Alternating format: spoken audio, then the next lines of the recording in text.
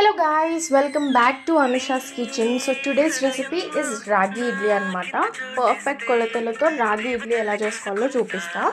1 glass of రాగులు తీసుకోండి, 1 glass of బియ్యం, half glass of మినపప్పు.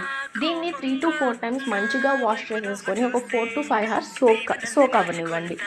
వన్స్ సోక్ అయిన తర్వాత ఒక మిక్సర్ జార్లో అయినా గ్రైండర్లో అయినా వేసుకొని దీన్ని సన్నగా థిక్ పేస్ట్ వచ్చేంత వరకు గ్రైండ్ చేసుకోండి.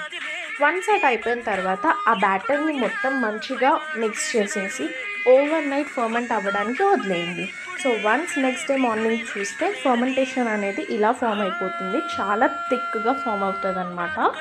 సో మన ఇడ్లీ పిండికి పర్ఫెక్ట్. దీంట్లో 1 tablespoon ఉప్పు వేసేసుకొని మంచిగా మిక్స్ చేసుకొని మీ ఇడ్లీ ప్లేట్స్లో కొంచెం ఆయిల్ గ్రీస్ చేసి వేసేయండి.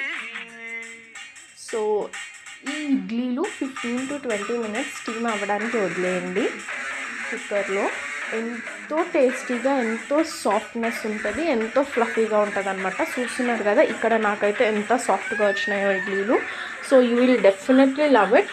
రైస్ ఇడ్లీల కంటే రాగి ఇడ్లీలు ఈజ్ ద బెస్ట్ ఆప్షన్ అని చెప్తాను నేనైతే. ఎందుకంటే ఇది మన గట్ హెల్త్ ఇంప్రూవ్ అవుతుంది, మన బోన్స్ స్ట్రాంగ్ ఉంటాయి. ఇది మన పిల్లలకు కూడా చాలా మంచి ఫుడ్.